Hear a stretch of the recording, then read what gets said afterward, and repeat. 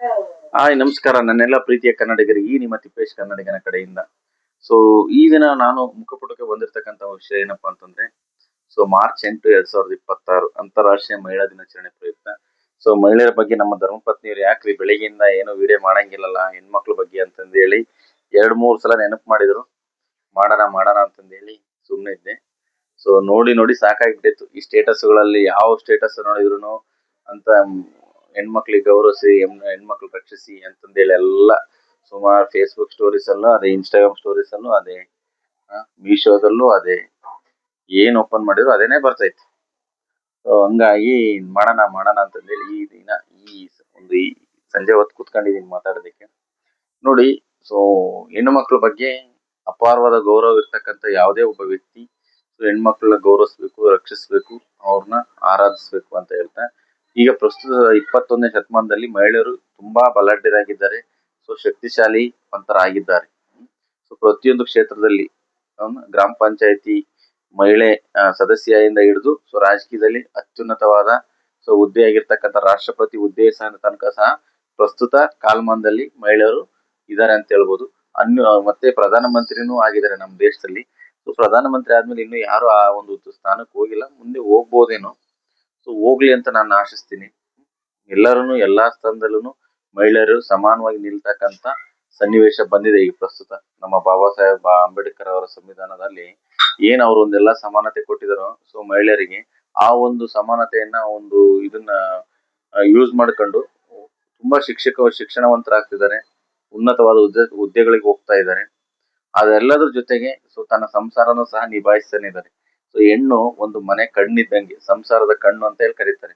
ಅಂತ ಹೆಣ್ಣಿಲ್ಲ ಅಂತಂದ್ರೆ ಸೊ ಪ್ರತಿಯೊಂದು ಮನೆಯಲ್ಲೂ ಹೆಣ್ಣಿಲ್ತಕ್ಕಂಥ ಮನೆ ಕಣ್ಣಿಲ್ತಕ್ಕಂಥ ಕುರುಡು ಸಮಾಜದಲ್ಲಿ ಇದ್ದಂಗಾಗುತ್ತೆ. ಸೊ ಅದಕ್ಕೋಸ್ಕರ ಹೆಣ್ಣು ಮನೆ ದೀಪ ಬೆಳಗ್ತಾಳೆ. ಮನೆ ದೀಪ ಬೆಳಗೋದ್ರ ಜೊತೆಗೆ ಸೊ ಪ್ರಪಂಚದ ದೀಪ ಸಮಾಜದಲ್ಲಿ ಬೆಳಗ್ತಾಳೆ ಅಂತಾನೆ ನಾವು ಹೇಳ್ಬೋದು. ಅದ್ರ ಜೊತೆಗೆ ಈಗ ನೋಡಿ, ನಾವು ಹೆಣ್ಣಿನ ಬಗ್ಗೆ ಇಷ್ಟೆಲ್ಲ ಪಾಸಿಟಿವ್ ಮಾತಾಡ್ತೀವಿ, ಹೆಣ್ಣಿನಿಂದನೂ ಸಹ ಕೆಲವೊಂದು ನೆಗೆಟಿವ್ ಥಾಟ್ಸ್ ಈಗ ಪ್ರಸ್ತುತ ಸನ್ನಿವೇಶದಲ್ಲಿ ಸೊ ಹೋಗ್ತಾನೆ ಇದೆ.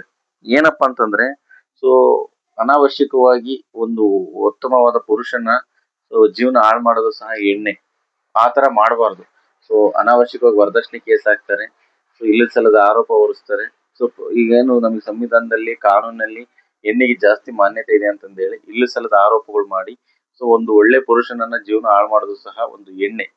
ಆ ತರ ಯಾರು ಮಾಡಬಾರ್ದು ಅಂತ ನಾನು ಹೇಳಕ್ ಇಷ್ಟಪಡ್ತೀನಿ.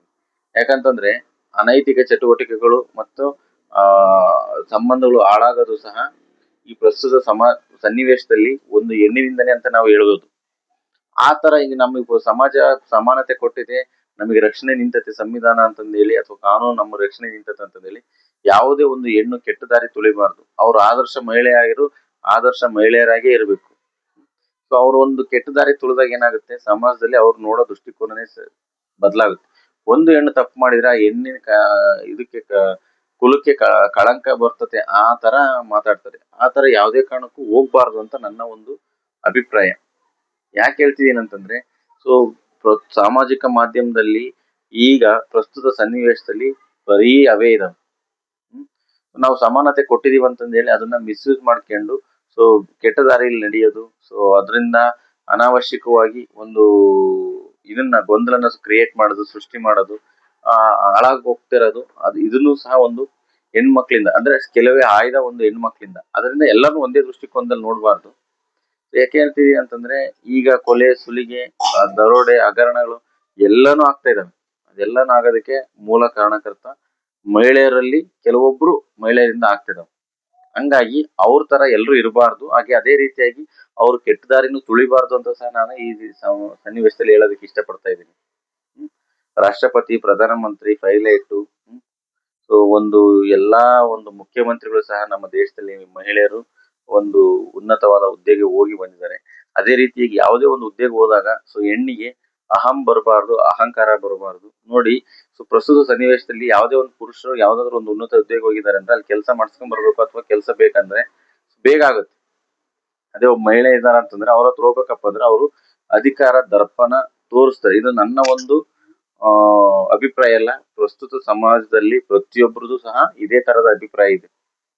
ಹೆಣ್ಣು ಮನೇಲಿ ಹೆಂಗಿರ್ತಾರೋ ಸಮಾಜದಲ್ಲೂ ಸಹ ಅದೇ ತರನೇ ಸೊ ನಯ ವಿನಯವಾಗಿ ಎಲ್ಲಾ ವಿಧಾನದಲ್ಲಿ ಇದ್ರೆ ಸೊ ಅವ್ರಿಗೆ ಇರ್ತಕ್ಕಂಥ ಗೌರವ ಸೊ ಒಂದು ಇದು ಅಭಿಪ್ರಾಯ ಇನ್ನು ತುಂಬಾ ಮೇಲ್ಮಟ್ಟಕ್ಕೆ ಹೋಗುತ್ತೆ. ಆ ತರ ಇಲ್ಲ. ಏನಪ್ಪಾ ಅಂತಂದ್ರೆ ಅವ್ರಿಗೆ ಅಧಿಕಾರ ಬಂದಂತ ಅಹಂ ಬರಬಾರ್ದು. ಹೆಂಗಿರ್ತಾರೋ ಹಂಗೆ ಇರ್ಬೇಕು ಅಂತ ನಾನು ಈ ಒಂದು ಟೈಮ್ ಅಲ್ಲಿ ಹೇಳೋದಕ್ಕೆ ಇಷ್ಟಪಡ್ತಾ ಇದ್ದೀನಿ. ಸೊ ಹಂಗೆ ಮತ್ತೆ ನಾವು ಪ್ರತಿಯೊಬ್ಬ ಪುರುಷರಾಗಿರ್ಬೋದು, ಸಮಾಜದಲ್ಲಿ ಯಾರೇ ಆಗಿರ್ಬೋದು, ಹೆಣ್ಮಕ್ಳನ್ನ ಗೌರವಿಸಿ, ಹೆಣ್ಮಕ್ಳನ್ನ ರಕ್ಷಿಸಿ, ಹೆಣ್ಮಕ್ಳಿಗೆ ಬೆಂಬಲವಾಗಿ ನಿಲ್ಲಿ. ಸೊ ಹಂಗ ಅದು ನಿಲ್ತಕ್ಕಂಥದ್ದು ಧರ್ಮ ನಮ್ಮ ಪ್ರತಿಯೊಬ್ಬ ಪುರುಷರದು ಅಂತ ಹೇಳಕ್ ಇಷ್ಟಪಡ್ತೀನಿ. ಕೇವಲ ಈ ಮಾರ್ಚ್ 8ನೇ ತಾರೀಕು ಅಷ್ಟೇ ಅಲ್ಲ, ಪ್ರತಿಯೊಂದು ಟೈಮಲ್ಲೂ ಸಹ ಮಾರ್ಚ್ 8ನೇ ತಾರೀಕು ಹೆಂಗೆ ನಾವು ವಿಶೇಷವಾಗಿ ವುಮೆನ್ಸ್ ಡೇ ಸೆಲೆಬ್ರೇಷನ್ ಮಾಡ್ತೀವೋ ಅದೇ ತರನೇ ಪ್ರತಿಯೊಂದು ದಿನನೂ ಅವರಿಗೆ ನಾವು ರಕ್ಷಕರಾಗಿ ಅಥವಾ ಗೌರವ ಕೊಡೋದ್ರಲ್ಲಿ ನಾವು ಯಾವುದೇ ಕಾರಣಕ್ಕೂ ಹಿಂದೆ ಬೀಳಬಾರ್ದು. ಸೊ ನಮ್ಮ ಧರ್ಮ ಪತ್ನಿ ಒಂದು ಹೆಣ್ಣು, ನಮ್ಮ ಸಹೋದರಿ ಒಂದು ಹೆಣ್ಣು, ನಮ್ಮ ತಾಯಿ ಒಂದು ಹೆಣ್ಣು. ಹೆಣ್ಣು ತಾಯಿಯಾಗಿ, ಮಗಳಾಗಿ, ಸಹೋದರಿಯಾಗಿ ಸೊ ಒಂದು ತನ್ನ ಕಾರ್ಯವನ್ನು ನಿರ್ವಹಿಸ್ತಾಳೆ ಅಚ್ಚುಕಟ್ಟಾಗಿ. ಅದೇ ರೀತಿ ಸಮಾಜದಲ್ಲೂ ಸಹ ತನ್ನ ಕಾರ್ಯವನ್ನ ಒಂದು ಒಳ್ಳೆ ಉನ್ನತ ಹುದ್ದೆಯಲ್ಲಿದ್ದಾಗ ನಿರ್ವಹಿಸ್ತಾಳೆ. ಯಾರೋ ಒಬ್ಬ ಹೆಣ್ಮಗಳು ತಪ್ಪು ಮಾಡಿದಂತೆ ಹೆಣ್ಣು ಕುಲಕ್ಕೆ ಕಳಂಕ ತರಂತದ್ದು ಆಗ್ಬಾರ್ದು. ನಾವು ಹೆಣ್ಣು ಕುಲನ ಕೆಟ್ಟದಾಗಿ ನೋಡ್ಬಾರ್ದು.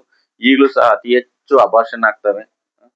ಆ ಹೆಣ್ಮಕ್ಳ ಬಗ್ಗೆ ಇನ್ನೂ ಎಷ್ಟೇ ಕಾನೂನು ಚೌಕಟ್ಟು ತಂದಿದ್ರು ಸಹ ಕೆಲವೊಂದ್ ಟೈಮು ಹೆಣ್ಮಕ್ಳು ಹುಟ್ಟಿದ ತಕ್ಷಣ ಅವ್ರನ್ನ ನೆಗೆಟಿವ್ ಥಿಂಕ್ ಮಾಡೋದು.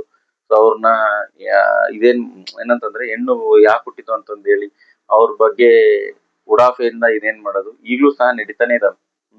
ಸೊ ಕೆಲವೊಂದು ಸಮಾಜದಲ್ಲಿ ಎಣ್ಣೆ ಸಿಗ್ತಾ ಇಲ್ಲ ಮದುವೆ ಆಗಕ್ಕಂತ ಸಂದರ್ಭದಲ್ಲಿ ಹೆಣ್ಮಕ್ಳು ಸಂತಾನೋತ್ಪತ್ತಿ ಜಾಸ್ತಿ ಆಗ್ಲಿಲ್ಲ ಅಂದ್ರೆ ಹೆಂಗೆ ಮದುವೆ ಆಗಕ್ಕೆ ಹೆಣ್ಣು ಸಿಗ್ತವೆ ನೋಡಿ. ಕೇರಳದಲ್ಲಿ ಅತಿ ಹೆಚ್ಚು ಸಾಕ್ಷರತೆ ಪ್ರಮಾಣ ಇದೆ. ಯಾಕಂದ್ರೆ ಅಲ್ಲಿ ಹೆಣ್ಮಕ್ಳು ಜಾಸ್ತಿ ಜನ ಇದ್ದಾರೆ, ಸಾಕ್ಷರಸ್ಥರು ಜಾಸ್ತಿ ಇದ್ದಾರೆ. ಎಲ್ಲಿ ಸಾಕ್ಷರತೆ ಜಾಸ್ತಿ ಇದೆಯೋ ಅಲ್ಲಿ ಹೆಣ್ಮಕ್ಳ ಬಗ್ಗೆ ಗೌರವ ಜಾಸ್ತಿ ಇರುತ್ತೆ. ಸೊ ಹಂಗೆ ಅದೇ ರೀತಿಯಾಗಿ ಹೆಣ್ಮಕ್ಳಿಗೆ ಕೊಡ್ತಕ್ಕಂಥ ಪ್ರಿಫರೆನ್ಸ್ ಗಂಡು ಮಕ್ಳಿಗೆ ಕೊಡ್ತಕ್ಕಂಥದ್ದು ಹೆಣ್ಮಕ್ಳಿಗೆ ಸಮಾನವಾಗಿ ಇನ್ನೂ ಜಾಸ್ತಿ ಕೊಡಬೇಕು. 50ರಷ್ಟು ಮೀಸಲಾತಿ ಅಂತ ಹೇಳ್ತಾ ಇದೀವಿ, ಅದು ಬರ್ತಾನೆ ಇಲ್ಲ. 50ರಷ್ಟು ಮೀಸಲಾತಿನೂ ಬರಬೇಕು, ಎಲ್ಲಾನು ಬರಬೇಕು ಅಂತ ಹೇಳ್ತಾ ಸೊ ಎಲ್ಲಾ ನನ್ನ ಮಹಿಳಾ ಮಣಿಗಳಿಗೆ, ನನ್ನ ಸಹೋದರಿಯರಿಗೆ ಹಾಗೂ ನನ್ನ ತಾಯಂದಿರಿಗೆ, ಪ್ರತಿಯೊಬ್ಬ ಮಹಿಳೆಗೂ ನನ್ನ ಕಡೆಯಿಂದ ಮಹಿಳಾ ದಿನಾಚರಣೆಯ ಹಾರ್ದಿಕ ಶುಭಾಶಯಗಳು. ಸೊ ಹೆಣ್ಣೊಂದು ಕಲಿತರೆ ಶಾಲೆಯೊಂದು ತೆರೆದಂತೆ ಅಂತ ಹೇಳ್ತಾ ಹೆಣ್ಮಕ್ಳ ಶಾಲೆ ಕಳಿಸಿ ಅವ್ರನ್ನ ಬೆಳೆಸಿ ಉಳಿಸಿ ಅಂತ ಹೇಳ್ತಾ ನನ್ನ ಒಂದೆರಡು ಮಾತುಗಳು ಮುಗಿಸ್ತಿದ್ದೀನಿ. ಜೈ ಹಿಂದ್, ಜೈ ಕರ್ನಾಟಕ ಮಾತೆ.